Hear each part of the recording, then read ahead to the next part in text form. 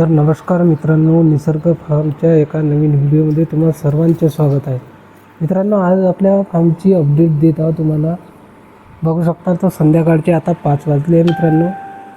तर बघू शकता आपले पक्षी कसे इथे, जिथे आपण पालकची लागवड केली होती परसबागेत, तर इथं पूर्ण मित्रांनो आपण आता नंतरची पालक लागवड करण्यासाठी जागा तयार करणार आहोत. तर इथं जे काही पालकची झाडे उरली होती त्याची पूर्ण अक्षरशः मित्रांनो कोंबड्यांनी तोडू पूर्ण खाऊन टाकली आहे. इथे आता सध्या काडीसुद्धा शिल्लक नाही ठेवणार मित्रांनो कोंबड्या. तर बघू शकाल आपले पिल्लं कसे पाणी पित आहे कोंबड्या वगैरे. तर मित्रांनो याच्यामध्येच आपल्या सर्वच्या सर्व कोंबड्या ह्या अंड्यावरील आहे मित्रांनो. आता सध्या अंडे चालू आहे.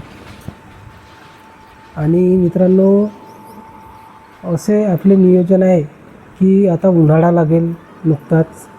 तर मित्रांनो त्याच्या अगोदर आपण सर्व कोंबड्या ह्या अंड्यावरती आणल्या. त्यामुळे योग्य नियोजन करून आपण कोंबड्याला जेव्हा कोंबड्याच्या अंड्याला जेव्हा मागणी असते त्यावेळेसच मित्रांनो आपण कोंबड्या खुडूक राहू देत नाही जास्त, जेणेकरून आपल्याला आर्थिक चांगला अंडी विक्रीतून नफा होईल मित्रांनो. असे आपले नियोजन आहे. आता इथे मित्रांनो आपण पाहू शकता तुम्ही, फक्त पालकच्या काड्या शिल्लक राहिल्या. पूर्ण मित्रांनो कोंबड्यांनी टोचू पूर्ण खाल्लेले आहे. तर पालक इथे पूर्ण बियावरती आली होती मित्रांनो. आपण हिवाळ्यात लागवड केली होती. तर इथं बघू शकता मित्रांनो आपले परसबागेतील झाडे आता बऱ्यापैकी आता लिंब लागण्याची सुरुवात होत आहे मित्रांनो. का तर मित्रांनो आपला विदर्भातला प्रदेश आहे, आपला जिल्हा नागपूर आहे मित्रांनो.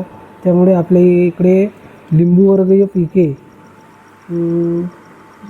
खूप मोठ्या प्रमाणात लागवड होते. त्यामुळे मित्रांनो आपण परसबागेत आपल्याला घरच्या घरी आपल्याला लिंब खायलासुद्धा होईल व मित्रांनो आपल्याला कुक्कुटपालनामध्ये लिंबाचा उपयोग सुद्धा होईल. या दृष्टिकोनातून मित्रांनो आपण अशी परसबागेत झाडे लावत आहे. ह्या वर्षीसुद्धा मित्रांनो आपण पावसाळ्यामध्ये काही झाडाची लागवड करणार आहोत. तर इकडे बघू शकता मित्रांनो आपल्या फार्मच्या आतमधील ही पक्षी आहेत, जे आपले जुने व्ह्यूअर्स असतील त्यांना माहीत आहे की आपल्या फार्मचे आता हे पक्षी 3 महिन्याचे कंप्लीट झाले आहे. तर मित्रांनो आपण ह्या पॅरेस्टॉक ठेवणार आहे. आणखी मित्रांनो आपण कोंबडी अंड्यावरती बसवणार आहोत, जेणेकरून आपल्या फार्ममध्ये अजून पक्षी तयार होईल. तर मित्रांनो आपल्याला जवळपास निदान नाहीत काही तर 100 पक्ष्याचं योग्य नियोजन एक परसबागेत आदर्श कुक्कुटपालन आपल्याला न्यायचं आहे. आणि नंतर मित्रांनो आपल्याकडे शेतीसुद्धा आहे. तर शेतीमध्ये सुद्धा आपण कुक्कुटपालनाचा एक शेड बांधू मित्रांनो. पुढील नियोजन मित्रांनो आपण टप्प्याटप्प्यानं आपण व्यवसाय करणार आहोत. तर मित्रांनो व्यवसाय करायचा आपण टप्प्याटप्प्यानं अशीच सुरुवात करावी मित्रांनो, जेणेकरून मित्रांनो आपल्याला एक अनुभव समोरच्या दृष्टिकोनातून येईल व आपण व्यवसाय कशा पद्धतीने आपण समोर नेऊ, तर याची मित्रांनो एक आपल्याला आयडिया होऊन जाईल. तर बघू शकता मित्रांनो आपले पक्षी कसे इथे आनंदी आहे. पूर्ण इथे काठ्या वगैरे बांबू वगैरे आपले लावून झाले आहे. तर इथं मित्रांनो ज्याला जसे वाटेल तसे मित्रांनो हे पक्षी तिकडे बघू शकता. आपण तिथे विटा लावल्या आहे, तिथे गाडलेली माती जे पाणी शिंपडतो. इथं आपण पक्ष्यांना चपाती दिली होती. इथे पाहू शकाल तर मित्रांनो आपण त्यांना पोल्ट्रीचं फीड देत आहोत. पाहू शकता तुम्ही इथं पिल्लाला मित्रांनो खायला कमी नाही झालं पाहिजे, नाहीतर पक्षी मित्रांनो ट्रेसमध्ये येतात, एकामेकाला चोची मारतात. तर आपण भरपूर असं खाद्य देतो मित्रांनो सकाळपासूनच त्यांना. आता बघू शकाल तर त्यांचे पोटं पूर्ण भरले आहे मित्रांनो. राहिले सोयीला आता ते खात आहे.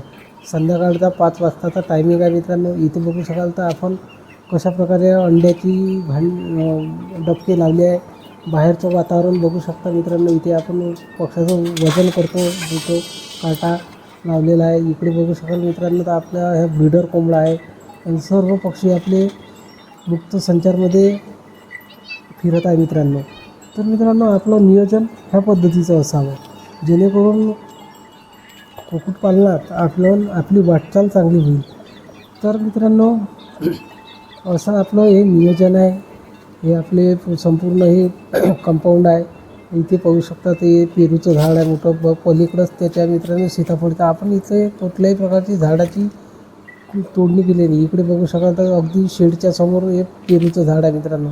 बऱ्यापैकी याचे पेरू लागले होते. हे इकडे आपलं घर आहे मित्रांनो. बघू शकाल तर हे आपला असा शेड आहे. अगदी अगदी कमी खर्चामध्ये आपण याची बांधणी केली आणि स्वतः मित्रांनो मेहनत घेऊन हा शेड मी उभा केला आहे स्वतः. एक लेबर लावला होता मित्रांनो फक्त आणि सर्व बांधकाम शेडचं हे स्वतः मीच केलं आहे. इकडे बघू शकाल मित्रांनो ही आपण इकडे जाळी लावली आहे कालच.